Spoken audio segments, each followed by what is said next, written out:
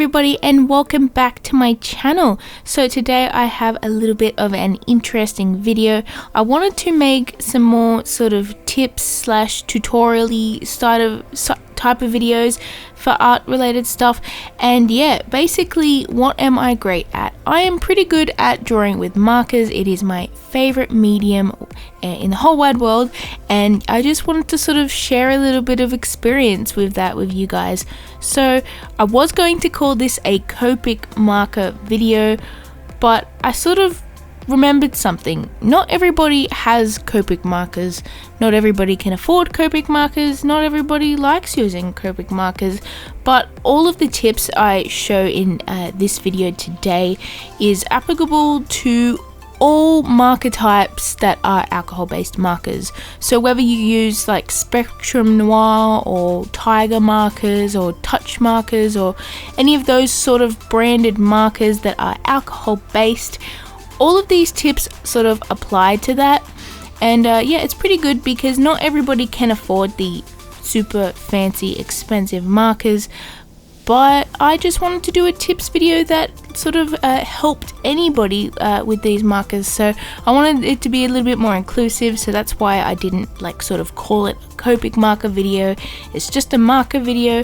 But yeah, so what am I drawing today? I'm actually going to be doing a few different illustrations in this video, as you can see on the screen at the moment. I have been doing some little portraits of some cute dogs with sort of flowers around them, as well as drawing more Pokemon and also a recolor of a sort of recent illustration that I have done. So yeah, that's basically what I felt like doing for this video, as well as what I just wanted to draw so that I could sort of show off the tips and show how I draw. So anyways, let's get into it and get into the tips that I'm going to be showing you guys today. So the first tip I have today is to use multiple tones to color in something, like for example this dog. I actually used nearly all of my earth tones and even ones that are very different to each other to color the brown color. I used mostly reddish browns in some areas and some of them more softer brown areas and some warmer yellowy browns, and I even actually mixed in some soft yellow colors in the highlights as well, just to give this dog a shiny golden look.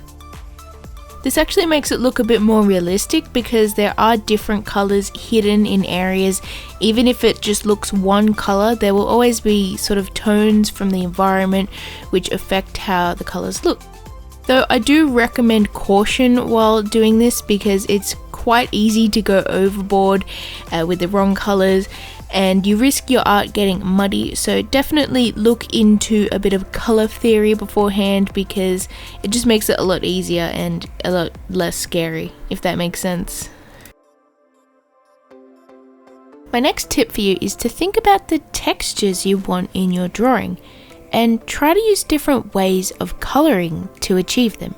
You don't have to color the artwork and then add texture later. You can actually use the way you color to express that texture. Like with this fuzzy poodle for example, instead of coloring its fur pink and then adding the texture over the top, I actually started with the lightest colors using a dabbing motion and then gradually moving on to darker colors. We fill up the area thinking of texture as we go along. Using methods like this, considering the texture you want to show throughout the coloring process can give you a better result. And an easier process, to be honest, as opposed to coloring it first and then trying to bring out the texture afterwards. So my next tip today is to think about your light source, not only the direction it's coming from, but also the colors that it's giving off. The specific light color is going to affect not only how your highlights look, but also your shadows.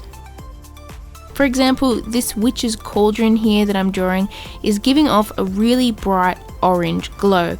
Not only are those highlights going to be really crisp and orange, but the shadows are actually going to be a bit more bluish, which is the opposite of orange. This actually gives the whole artwork a cool sort of atmospheric effect, and it shows the character really interacting with that light source, and it's actually really pleasing to look at. It's also just a great idea to make sure all of your highlights and shadows make sense to the scene. Basically what I mean is that this cauldron here is the main light source of the character, and it's also very close to the character.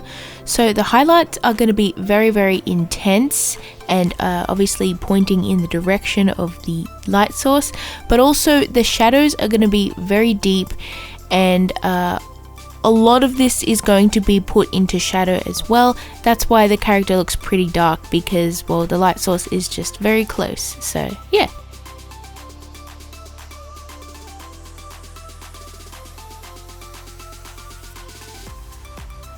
So the next tip I have for you guys is a little bit more basic, but it's actually very effective and can help your drawing in many ways. It is layers. Seriously, layering with markers is half the work. It can help you get colors you didn't have before by layering different colors over the top of each other. It can help you shade your drawing, and it can even help you get a better, smoother coverage. For example, with this Pikachu, I wanted to shade with some more orangey tones with the yellow. So instead of going in with just orange and then yellow in the highlight parts, I actually went in with a layer underneath the main color with a pinky orange color called light orange in the areas that I wanted shadows. Once I had that down, I went in with some acid yellow over the whole thing, including the shadows, and this just helps to bring the colors in together and make it look like the orange parts are actually part of the yellow parts. Now, another way I used layering to my advantage was that I hadn't realized that the acid yellow marker I had was starting to dry up a little bit. I just tried my best to get the color down as well as I could, and then yeah, after that I layered over a canary yellow, which is a very similar color to acid yellow, just a few shades lighter. This helped to blend in the imperfections and make the drying out marker look a bit more, you know, better. And yeah, just basically mixed in all of the colors and added a sort of softness that you couldn't tell that it was streaky and drying out. Another tip I have is for when you want to add a simple background but you don't know what, and you don't really want to take too much away from the subject. This is something that's really good for character designs, or when you're drawing an OC or something like that, where the character is the main focal point. Usually I just like to pick a few different colors which go nice with the characters and then draw a bunch of circles behind them. It's kind of simple, but it really works. If the circles are different sizes and stuff, it makes it look a lot better. But yeah, spread the circles around the character and also a few sort of behind the character. Color in these circles so that they look like they're different colored bubbles. They don't have to be perfect or anything like that, because little imperfections here and there will make it look more unique. But yeah, these circles or bubbles will act as a sort of background element just to make the art a little bit more complete and polished and colorful, but the main focal point is still the characters. So yeah, it looks pretty good.